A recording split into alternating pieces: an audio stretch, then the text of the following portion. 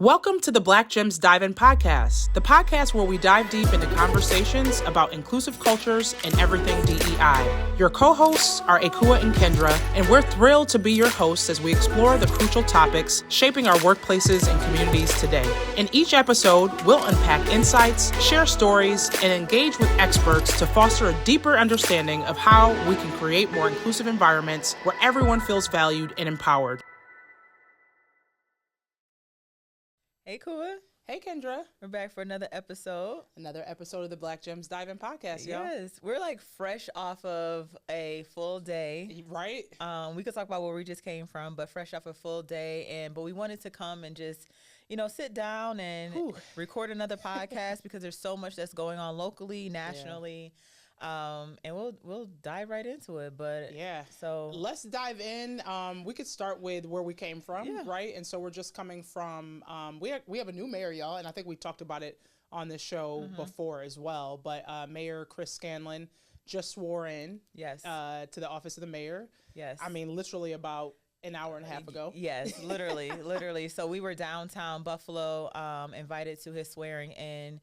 And it was just a switching of the guards. We had our former mayor, Byron Brown, who was mayor for 19 years. Right. So we talked about the implications of that before in our other podcast. And now we have a new mayor. And so, we just wanted to just see what he was talking about, kind of meet and greet. But also too, knowing that we have to continue to be involved in our local elections. Absolutely. From the start. Absolutely. And I think, we're always involved somehow, right? Through community and the work that we do externally. But it was great to see folks. And I think that's the other piece is, everybody comes out for these events. And there's a lot of support around the new mayor. And I mean, the reality is he was a former council member for the South Buffalo District. And so his experience as a councilman, he talked about that and how as council president, he really had to have overview of more of the city, right? And working with a lot of the other council members. And so now he'll take up the charge to lead our city into the next year. And then come 2025 is when there'll be a mayoral election, right? And so he's coming in with Mayor Brown leaving his post. And so he has this year to really figure it out, right? And navigate and make some change. And then the folks will have an opportunity to vote again. So we'll see what happens. I know. So we always talk about getting involved in the local politics, and it starts now. And we know that Mayor Scanlon is going to, have his eyes open, his ears open to potential new changes for the city. But I also say too, when you are getting involved in local politics, continue to ask questions, continue to get involved, and continue just to show up for your communities as well. So we'll see. Right. So. We're going to go ahead. Last episode, y'all, and it's been about a week and a half? No, it's been longer than that. Because we recorded a few days before the election, which was beginning of November. Look, and it is towards the end of November. It's almost Thanksgiving. Right. So we recorded, but we need a little bit of a break to really kind of sit in what's happening. And I think just get our thoughts around what this change is going to look like. In our last episode, we actually had Jamil Cruz who joined us on the episode to talk about what this election was looking like, what it was going to imply for the future. And so we have a result in terms of the election. And Donald Trump was voted in as the 47th president. He's the president-elect going into the next year. And so a lot of conversations about what that means. I think that, I don't know, there's a lot to think about, especially as it relates to the stuff that we talk about, right? So diversity, equity, inclusion, we know from past history of him being president was under scrutiny. And not only under scrutiny, but also chopped at the federal level.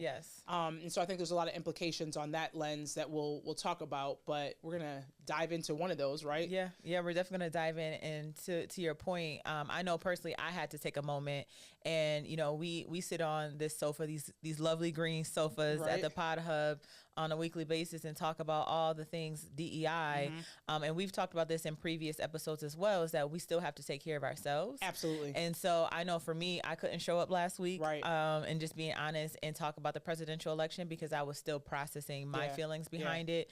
And we'll talk about our feelings as we go into and the implications as we go into our articles for our podcast. But I know for me, I had to kind of sit in it and take care of self before I could come and talk about it. So yeah, and I think a lot of folks was doing that, right? Like I think for me, I automatically go into planning mode, right? And that's just I don't know if that's my defense mechanism or what that looks like, but I think it was good to see the posts about, hey, it's okay to take a breath. It's okay. It's okay to take a breath, and we probably need to take a breath and take care of ourselves so that we can map out what these implications will mean for us as women, as people of color, as Black people. Yes. What this implication looks like, and we'll dive into some of those things in just a moment. So we're going to go into our diversity dispatch, and y'all know that we try to bring you relevant news articles around the efforts in DEI and what that looks like. Right. And so this article is coming from Fortune, and it says that DEI efforts are critical to the U.S. economy because there's not enough white men, John Hope Bryant says. And so this article says that, and John Hope Bryant, if folks don't know, he is the chairman and CEO of Operation Hope. Serial entrepreneur. He does a lot of work around financial literacy. And so if you don't know who he is, look him up because he has a lot of great articles, advice, and just things that we should be considering. And so the article says as backlash to corporate DEI efforts reaches a fever pitch, one advocate says its success is critical to the U.S. economy because the math for the country's long-term prosperity doesn't add up without it. There's not enough white men, John Hope Bryant, founder and CEO of Operation Hope, a nonprofit that provides financial literacy training, said Tuesday at Fortune Global's forum. Mathematically, there's not enough college-educated, successful white men to drive the GDP for 30 years. In order for the U.S. to continue growing and remain the world's top economy, it can't afford to cut off women and minority communities from wealth gains. It says that the reality was overshadowed by the politicization of the term DEI, according to Bryant. And y'all know we've talked about this in every episode almost. DEI became weaponized, Bryant said. It became political. It became emotional. I like math and inclusive economics, which is my approach. It's just neutral. And he speaks a lot about this, right? He's a big proponent of DEI because he says, look, at the end of the day, yes, we have considerations in what DEI means, but it's about green. At the end of the day, it's about the money. And so Bryant said that the math forced him to reckon with the issue of how the U.S. economy could maintain its current global dominance without ensuring the participation of all its citizens. He pointed to the fact that consumer spending accounts for 70% of the U.S. economy. And as the demographics of the country shift, so does the makeup of who those consumers are. That 70% is going to look different, he said. And then he refers to a report from the U.S. Census Bureau, and it estimates that the country will become majority minority. And y'all know we've talked about this too. We're becoming a plurality nation, and it means that there's white Americans will no longer outnumber all other minority groups combined by 2044. We also know that the Black community spends, right? Like we are consumers as a community. And so it talks about we're expected to wield 1.7 trillion in spending power by 2030, and that's according to a McKinsey article. Hispanic consumers accounted for 3.2 trillion in economic output in 2021. And so it just basically is saying that bringing those groups into a level playing field with white Americans who control 80% of the wealth in the U.S., despite accounting for 65% of the households, was imperative. So what are your thoughts around that article and financial literacy? Because he talks about this quote. He does. Right? And one thing he says in this article, too, is that financial literacy is a civil rights issue of this generation. Yes. Which is a very powerful statement. I mean, I think about even in 07, 08, 09 when the financial crisis hit and there was a huge you saw it from houses crashing to just the economy and what happened because we had so many people sitting up high in this wealth area, right? And so we say history repeats itself, and so we can see there's indicators that can go back to this may repeat itself. Right. When we keep looking at these wealth gaps. And so for him to say financial literacy is a civil rights issue of this generation, that's very strong language. And to his point, if we as the United States want to continue to be at the top, which some may argue that we're not there yet, but if we want to continue to be at the top, we have to look at this. We have to continue to evaluate. And so, it's a neutral issue. It is everybody's issue. It is not based off of I'm Black, I'm white. It is everybody collective issue. Yeah, absolutely. I think too in the article he talks about the gender wealth gap, and that also poses a vital opportunity for the future of the U.S. Because women control $10.9 trillion in assets, and that's a change that was only made possible, he pointed out, because of changing financial laws in the 1970s. When the Equal Credit Opportunity Act allowed women to have their own credit cards and outlawed discriminating against credit applicants on the basis of sex. And he says, if we had let our small-mindedness overtake us, we'd be a third-rate nation today. Yes. And so with all that being said, you know, we talk about how a lot of companies are shifting away from DEI efforts. People are shying away from it because some of these legal suits that are happening at the federal level. But in the episode at the Congressional Black Caucus, remember Miles said, it's not illegal, y'all. Right. You know, we're talking about education on one component, but it's not illegal across the board. And so we need to stop being afraid, even though that might change in the new, you know, administration, but we got to continue to press forward. We have to, and be creative how we do that. Absolutely. I mean, we've talked about Black Wall Street for a very long time. And I think about it's time for us to really pull together and determine what that looks like for us and for our generation. And the point about financial literacy is also collective economics as well. So we can no longer look at us as an from an individualistic point of view. We have to continue to pull our money together. And I know when it comes to in the Black community, this fear, when Baba was on our podcast, we talked about that, right?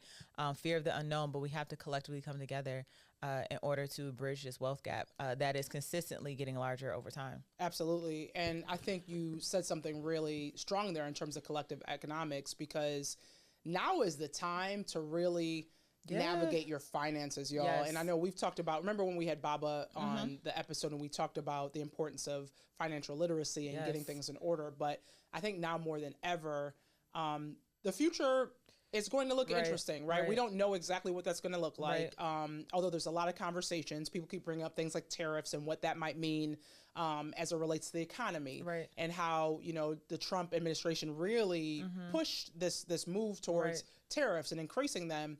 But there are implications of what that looks like on the domestic front as well, and who has to cover the costs that happen when tariffs are rising, right, overseas in that way. So I think now more than ever, let's dive a little bit deeper as it relates to finances and getting yourselves in order, getting your houses in order. And there's a lot of folks that have a lot of thoughts about that. We are not financial advisors at all, but you know, we could always highlight some things. Right. And people say it's financial literacy, but it's also financial education as well. Right. And so it's both and we have to continue to just, like you said, press forward and move on. So more to come, y'all. More to come. And so, you know, we always start off with our hot topic or our diversity dispatch to just, again, like Hua said, let you guys know what's going on. And then we always dive into our hot topic and something that's, again, pressing, but also too, like, hey, did y'all hear about this? Like, you know, what's on the horizon. And so I know many of us have used Twitter, which is now called X. Yes. And over the past couple of years, Elon Musk has bought X. And there's been some changes. To say the least. To say the least. To say the least. There has been some changes to X over the years, because starting with the name from Twitter to X, but there's so many other changes. But this article comes from Forbes, and it says Mark Hamill says he's leaving Elon Musk's X. Here are all the celebrities migrating to Blue Sky. So I ain't gonna lie, y'all. I had to figure out what Blue Sky was a couple of weeks ago because I'm an Instagram, Facebook, LinkedIn person. So I heard about Blue Sky, but I had to really dive in to see what it was. But here it says Star Wars actor Mark Hamill posted Monday about leaving X, formerly known as Twitter, the latest in a trend of accounts with large followings exiting the platform, often for up-and-coming alternative Blue Sky. After Donald Trump's election to a second term, arguing X promotes the far right and raising concerns about owner Elon Musk's relationship with the president-elect. So here are some of the key facts. So we know, as we just talked about, Mark Hamill posted on Blue Sky Saturday after joining that, then posted on Monday that he's a Twitter quitter, although his X account is still active and has 4.9 million followers. There are some other folks, notably journalist Don Lemon, where he has more than 1.5 million followers on X and is embroiled in a lawsuit against Musk and X posted November 13th that he once considered the company as a tool for debate and discussion, but decided to leave after seeing X's new terms of service, which only allows future legal action against the platform to be handled through the U.S. District Court for the Northern District of Texas, seemingly a strategy by the company to remain in the hands of Texas conservative courts, according to reporting from the Washington Post citing legal experts. And there's so many other people. We have Stephen King, Jamie Lee Curtis, Barbara Streisand, Ben Stiller, Bette Midler, yes, Lizzo, Gabrielle Quinta Union, Brunson, right. There's so many different Flavor Flav, right? Barbara Streisand, right. Mark Cuban, who was very vocal about X and Elon, Dionne Warwick. So many different people. Yeah. And I know, back in the day when Twitter was up and coming, and even the past couple of years before Elon Musk bought it, I wasn't active on Twitter, but I would go there to get my news and updates. And you would see that healthy debate. Yep. And that switch came really quickly. And even now they have these ads that's embedded into X that I'm like, what is this? Like it just popped up out of nowhere. And so I know for me, I'm not an X user. Everyone knows that I used to work for Elon Musk's company. Right. And so I used to look at it to see kind of what was happening with the company. But now there's no need to be on X, right? It's a shame for many reasons. And it's because, like you said, right? Like we used to go on there and get news before it even hit mainstream media. Yes. Right. And so things would come up on Twitter and you'd be like, oh my gosh. And then, literally 20, 30 minutes later it would hit mainstream media. And so I think it just shows how far it's strayed. I can tell you, going on there, you're just seeing, it's a lot of bots. It's a lot of just trash, to be honest, in terms of, what people are reporting, what they're uplifting, and a lot of scare tactics and just a lot of junk, right? And so you have to kind of weave through that anyways to get to real people and their tweets in general, right? Or I don't know what they call it now for X, but I will say that I've talked to other folks, some of our friends who are really active on X, and they're talking about going through the process of making sure that you remove some of the data, because there's a lot of conversations too around like what this new terms of service looks like. And so I haven't accepted it. I actually forgot my password. I had to go reset it because I also plan to deactivate my Twitter as well. And so I've honestly spent a lot more time on Threads more recently. I like that it's integrated with Instagram already. Right. And then you just see a lot of folks that are on Threads who are building community already. Yes. So like Black women trended heavy after the election. Right. And folks are just saying, look, we're going to tap in. Right. There's a lot of conversations that are happening on that platform. And then a lot of folks that are also saying, with the election results, that hey, this might be time to kind of go underground to a certain degree as well, and not have as much be positioned outwardly and externally, because we need to get our own selves in order, right? But to your point, right, Threads and so many other places are building community, and that's what people are longing for and looking for. It is not an argumentative place. I mean, you still have those things here and there, but it really is about building community. I mean, back in 2020 or even before that, with X, right, you would see that. And I remember when Trump had X at the time, and he was taken off because of right after the insurrection, because of his violent tweets and things like that. And so now you see again the pendulum is shifting the other way, where you see some of this rhetoric coming back. And they talk about too, like over time, how many people have actually left X. And it says researchers show that X has shrunk by about 27% in terms of global daily active users on the app over the past 2 years. It is still dominant. Average time spent on the platform increased 32% around election day. Compared to the previous 30 days, the Blue Sky had an 18% increase and Threads had 23% increase. X's user base grew 17% from last year, according to Sensor Tower. So we do see kind of this back and forth, but I do think that apps such as Blue Sky is going to continue to grow, and especially the next 4 years, as people are just longing for a community and making sense of a lot of this rhetoric that's just out there. And not having all these bots, kind of be on your posts and all up in the middle of different conversations too. And so I think, the hate rhetoric has increased tremendously over there. And just, like I said, fear mongering, a lot of these little like groups that are coming left and right. And so I feel like folks are just like, you know what, I can tell you mentally when I go into Threads, it's positive for the most part. So you see people talking about community. The algorithm is strong. I remember when I went to Seattle, I had posted like, hey y'all, let me know where I should go in Seattle. And literally it was like 30 comments within a couple hours. And I'm like, oh shoot, like people actually use this, and the algorithm is strong. So it connects you to people. So like I'll see things like, oh, Buffalo Bills fan, like connect me to the NFL fans and all these different things. And so people are definitely finding community, and it's more positive. And literally I don't feel the angst that I do when I go on to the X platform, because it's so much to go through. Yeah, so, it's going to be interesting in the next couple of years where the shift is happening, how it's happening, and also too the demographics of users. I think that a lot of, in terms of generationally, I don't know if the Gen Zers are on X Threads or Thread. Oh. They're more on Threads. I don't know if they're on X though. I don't know. But it would be interesting to see kind of how that breakdown. Yeah. I don't know. So, but I'm not going to be on X. I'm about to deactivate. I mean, I really wasn't on it to begin with, but there's nothing for me to really look at on X anyway. So I'm deactivating. I'm getting off of there. Yeah. Like, I don't know. Yeah. It's time. And I'm actually going to get off, because I remember a couple months ago I said I wasn't going to wear Yeezys ever again. I did. But X, no. Right? Nope. Yeah. There's no need. So. No. All right, well, y'all, we're going to keep it moving and go into our deep dive. And, you know, our deep dive is really just focusing on, look, y'all, Donald Trump won the election. There's a lot of conversations to happen now. Cabinet picks are being chosen, and so we got to dive into that, a little deeper dive into that as well. But the article that we're going to actually read from is The Atlantic, and it says, Trump won, now what? The United States is about to become a different kind of country, and this is by David Frum.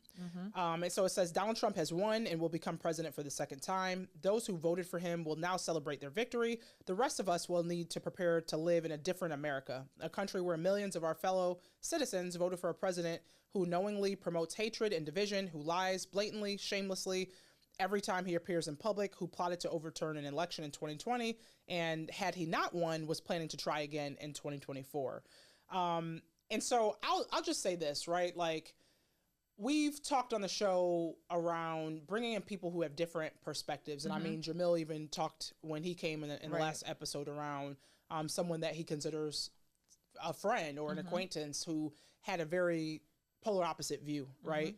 And so we're in this time frame now where there's a lot of folks who are celebrating that win, and there's a lot of folks who are like, what does this mean? What does this look like? I can tell you that in some of the groups that I'm involved in, there's trans folks who are saying, I have to see if I can even exist in this country any longer. There's a lot of women who are saying, yeah, like, am I going to have the same reproductive health and autonomy over my body in some of these different states who are already pushing to ban abortion and access to women's health care as well, right? And a lot of the conversations are shifting back to states, because this is what the conversation has been, right? So some states will have certain rights and some potentially won't.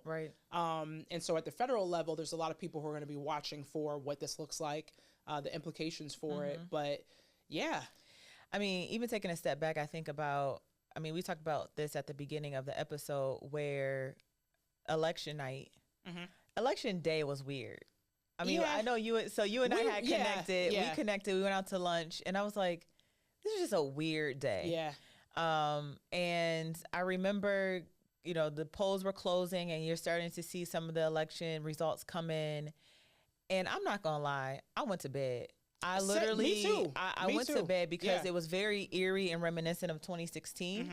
And I remember in 2016, we were up majority of the night, and I said, I'm just going to go to bed. And I also thought that maybe that we would not know the election results until a couple of days later. We all thought that. And I remember I went to bed at like 7:30, which is super early. You texted me, actually. I did. I went to bed at 7:30, and because I think I was just like almost in a state of like being paralyzed, but I also was like, maybe I'll just wake up and Kamala would be president, right? 11 o'clock rolls around, and I wake back up, I look at my phone, and I remember saying some other words, but shoot, because I looked at the map, and I'm like, is this really all red? The way, like, I mean, no poll predicted that. The map was basically all red, and that was 11 o'clock. And then I saw the Electoral College votes, and I was like, okay, he's close to that 270.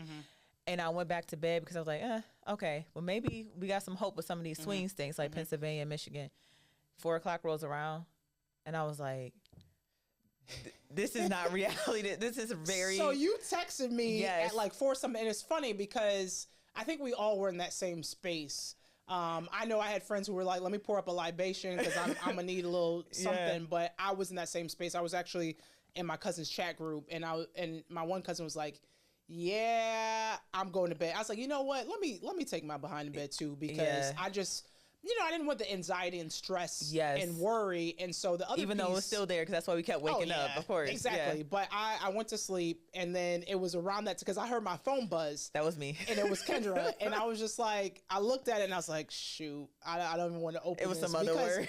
You know what I mean? If it's 4:30 in the morning, you hear buzz. And you hearing a buzz. Like, because I was sleeping, but I was light sleeping, because I wasn't, you know what I mean? Like, we all kind of were in that space. But I looked, and I'm like, all right, let me go back to sleep. Because, yeah, we could worry. We can have anxiety around things. But at the end of the day, we'll get into some of this in terms of, like, how we're feeling. But I've even going in, and that little clip that we had played from when Jamil was on the podcast was like, listen, no matter what the result is, we know that, right, we're going to have to navigate this regardless. So we talk about resiliency. Kendra says she's tired of being resilient. I'm tired of being resilient, y'all. But we have no other choice. We don't. We have no other choice. And so, woke up at 4 o'clock, sent my little text messages, went right back to sleep. Like, this is not the reality of the situation. And still had to navigate some difficult conversations the next day, which ended up being okay. But also, too, in the midst of all that, I realized, okay, for the next 4 years, we have to be resilient. But for the next 2 weeks, Kendra, you can just rest. Yeah. And so I saw a lot of the articles. I did not turn on any news. I did not read any articles for about 2 weeks. Okay. I know you were sending me some stuff. I was like, cool, I can't do it. I was like, not today, not today. And so that's just how I was feeling the reality of it. But I'm like, I always say normally 3 days, but give me 2 weeks and I'll bounce back. I'm like, okay, what do we have to do? Because I think about, again, being resilient because our ancestors were resilient. And again, we have no other choice. The other thing that I think about too is that, back to what you were saying, of all these marginalized groups who are now feeling like, what do we do? From our trans communities to our women to even our immigrant population, all of these groups, right, who some have voted for Trump. I really do think that, and this is just how I feel, maybe because I have hope in humanity, but I do feel that after a while, people are going to say enough is enough. And we have to, yes, I voted for Trump, but we have to band together. And it's sad that we have to kind of take 2 steps back to go 3 steps forward. But I do feel like that is a reality situation. But we have a hard uphill battle. And we'll talk about the cabinet picks, potential cabinet picks and things like that. But there's so many, different groups who are feeling like, where do we go? But the thing is, we had the playbook from 2016. So it's to a certain extent. To a certain extent, right? And I think this is the thing, because what happened after the election was the blame game. Yes. And so everybody was pointing fingers at this group. This group voted in more numbers for Trump. This group didn't. This group did this. This group did that. Right. Democrats should have did this. They should have did that. But the reality is, we got 4 years now, y'all. Yeah. Right? So that really does mean that we can look at what needs to be done. I will say, because I was in the same space even before the election, I was like, yo, we got to come together no matter what. Right. And so there's a lot of groups that I've seen who they're like, we're going to do a meeting of Black women. We're going to do a meeting of this type of group or that type of group, so that we can start to get back to grassroots organizing and what that looks like. Taking our communities back into our own control, because at the end of the day, I don't care what anybody says, nobody's coming to save us. Exactly. Right. And so what does that mean? We're going to have to roll up our sleeves and do the work ourselves. I know we've done it for a long time, but a lot of people who have said, right, like after Obama, a lot of folks fell back and said, okay, we got our first Black president in office. This means that there's so much change that's happening. We're a post-racial society. You heard a lot about that as well. Right. And then guess what? The pendulum swung back really, really hard and quickly, right? And so at this point in time, I think people are finally back into the space to say, what are we going to collectively do? To your point earlier, right? So we're going to come together.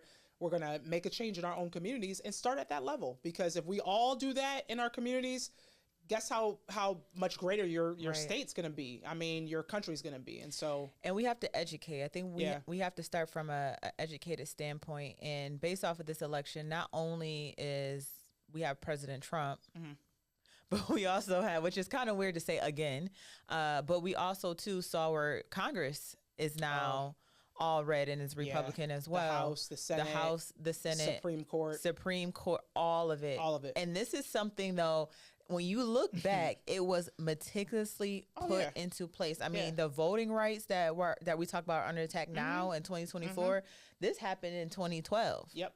This started with the Shelby case in 2012. Yep. So, again, in order to get, and not to say like, and we're not talking about Republican or being Democrat, but to get back to this common ground of humanity, that's where our goal is, right? And I think in order to get there, it's going to take years. It's going to take years for it to not say shift back the opposite way, but to also again get to this common ground. I mean, I talk about all the time on the political front, not to get too political, but my background is political science. I think about, in many times where probably what's going to happen is the Democratic conversation is going to start to shift more conservative. Oh, for sure. People over have talked time. about that, there may be a formal third party being formed in the United States as well. So the next 4 years is going to be super interesting of what's going to happen. But to your point about getting involved in the local elections, we have to, because now we see where Congress is, right? And so this is why we go to the swearing in of Mayor Scanlon, because this is where the conversation starts. Absolutely. This is why we go to the Congressional Black Caucus in Albany, New York, because this is where the conversation starts. Or going to CBC. It's getting together, mobilizing at that grassroots effort. Exactly. And we have to do that. We don't have a choice at this point in time. And that's what we've done historically, right? So we have to tap back into things that have formally worked and organized and come together. I will say that there's a lot of conversations about going underground, because there's a fear about being so public and outward with your tactics, because that's easier to be attacked.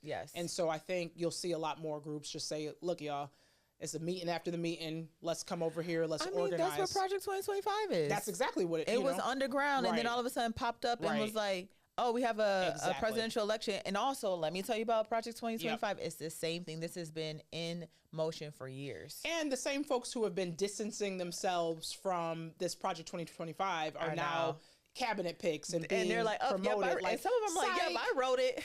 Wrote it. Like the FCC pick right now, who they're proposing for that, wrote the chapter on Project 2025, that actual chapter. So we've been ringing this alarm for a long time. I think it was too late by the time we recognized this anyway, because it was already in motion. So we got 4 years, y'all. And not even 4 years. We got 2 years till midterms. Right? So let's start to kind of have the conversation around the changes that need to happen and hold people accountable at the end of the day. So quickly, we're going to just talk about some of the cabinet picks that have come up. And this article is coming from AP News, and it says, here are the people Trump has picked for key positions so far. It says that President-elect Donald Trump is filling key posts in his second administration and is shaping up much differently than his first. He's prioritizing loyalists for top jobs. Trump was bruised and hampered by internal squabbles during his initial term in office. Now he appears focused on remaking the federal government in his own image. Some of his choices could face difficult confirmation battles, even with Republicans in control of the U.S. Senate. And so they talk about, here's a look at who he's positioned so far. I know one of them, so Attorney General Matt Gaetz, which is a very controversial choice. And that's because, he was being, he was under investigation, right? And the investigation... let me see. It says that Trump said Wednesday he will nominate Florida Rep. Matt Gaetz to serve as his Attorney General, naming a loyalist in the role of the nation's top prosecutor. In selecting Gaetz, 42, Trump passed over some of the more established lawyers whose names had been mentioned as being contenders for the job. Matt will end weaponized government, protect our borders, dismantle criminal organizations, and restore Americans' badly shattered faith and confidence in the Justice Department, Trump said in a statement. Gaetz resigned from Congress on Wednesday night. This was last Wednesday. Right. The House Ethics Committee has been investigating him for an allegation that he paid for sex with a 17-year-old, though that probe effectively ended when he resigned. And so he's denied any wrongdoing. Right. There's a lot of conversations around that. Y'all, that is heavy allegations. It is, and very heavy. but it's similar behavior of Trump. You know, and so in this AP article, they talk about prioritizing loyalists, but also people who, again, look like him and also act like him. They didn't say act like him, but that's basically what it is, right? And that's why it's shaping up to be very different. I think also, too, something to note, which I thought was interesting, too, for Health and Human Services, Robert F. Kennedy Jr. And last year we met Carrie Kennedy. Yes. And she came out on a post recently that denounced her brother. This was in the beginning when he was being considered, right. you know, because he had gone to Vice President Kamala for a position, didn't get it, then he went to Trump. So he's going back and forth trying to find his way. And he actually ran for president as a Democrat. Right. At one point, went independent, and then endorsed Trump. Right. You know, so, you know, it's very interesting about the wavering that goes back and forth.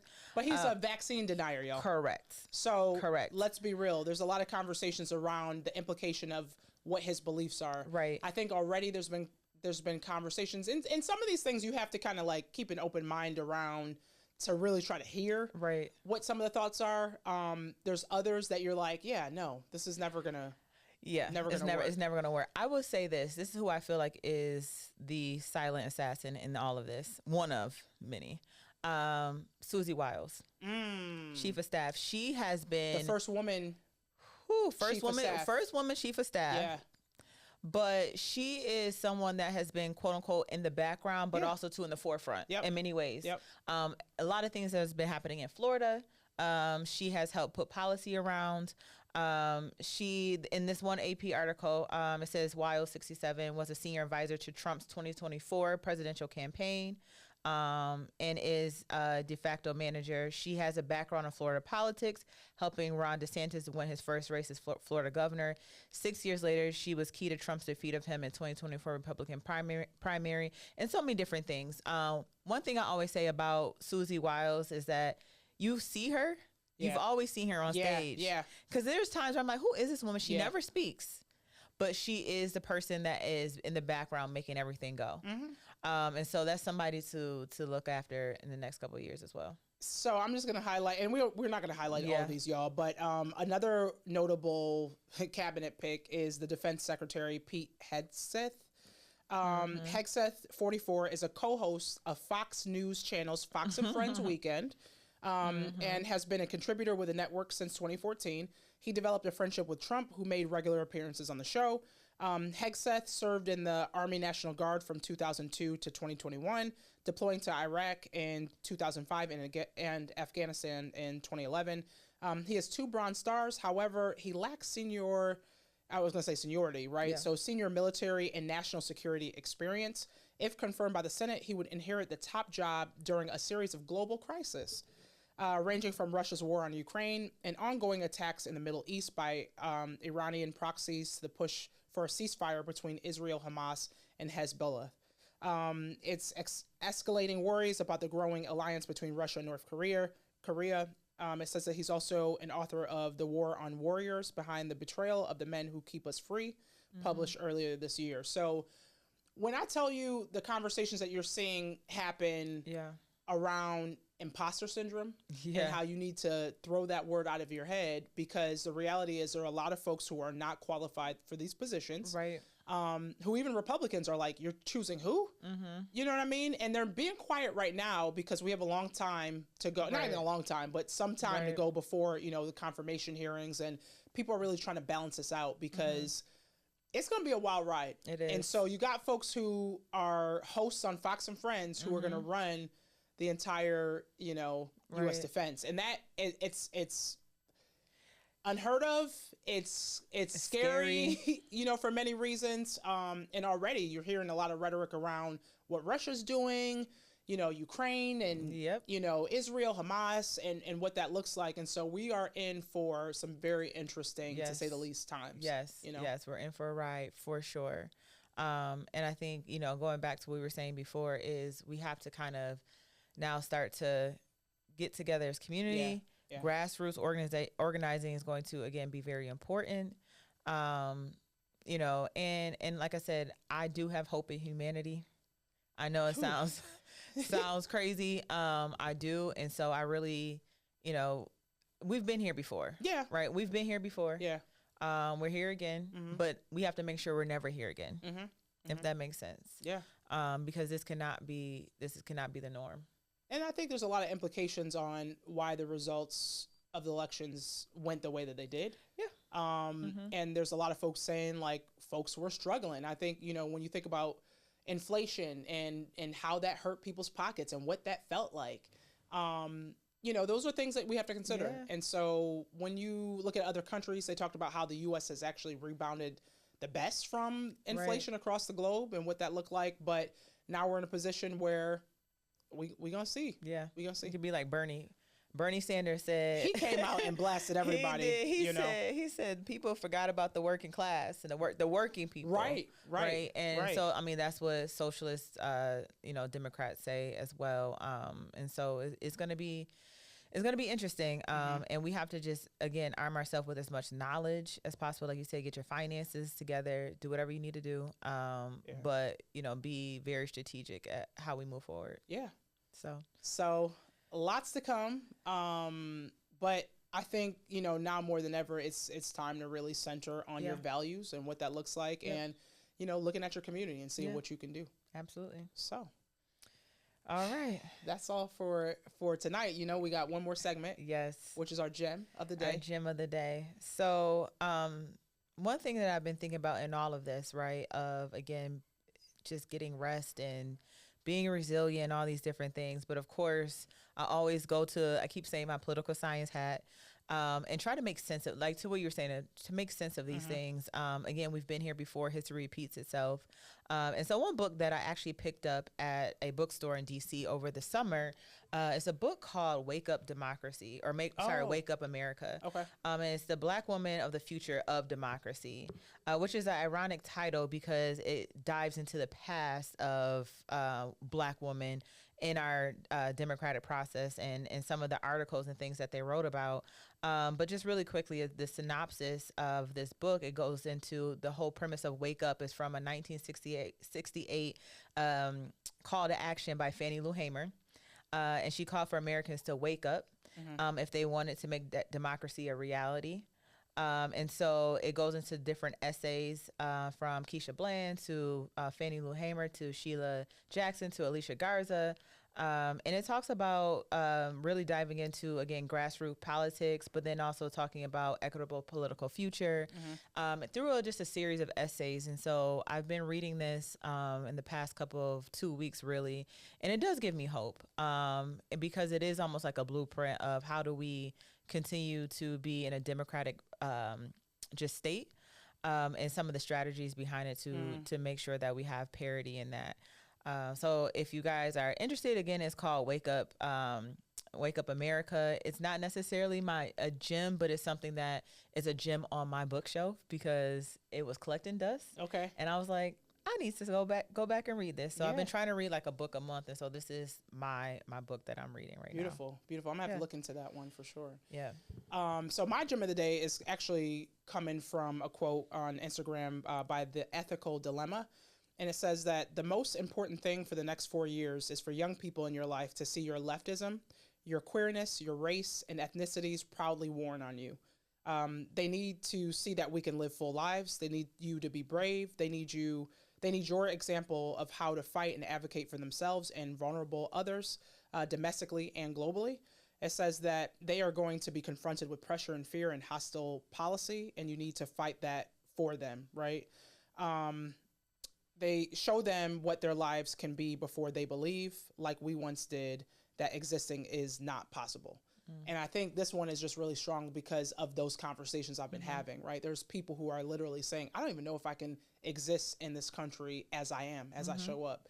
And as Black women, I think that we often talk about like just intersectionality and what that looks like and how we represent multiple identities at once, and they all have different ways that are being challenged by oppression, I think, in this country. And so there's a lot of rhetoric right now, and not even rhetoric, but direct quotes and examples that come from the shift in change in this administration.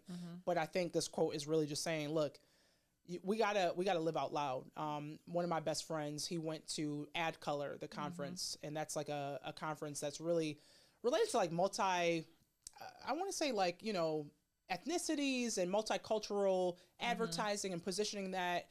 Queen Latifah was a speaker on one of the panels, and one of the things that he talked about is going off mute, right? And so basically saying that you got to go off mute and voice this movement right now. Don't get scared, don't get afraid, don't be fearful, but come off mute so that you can have a louder voice and really position yourself to position the things that we care about the most, right? Just because this change and shift is happening does not mean that we don't exist. We're still here.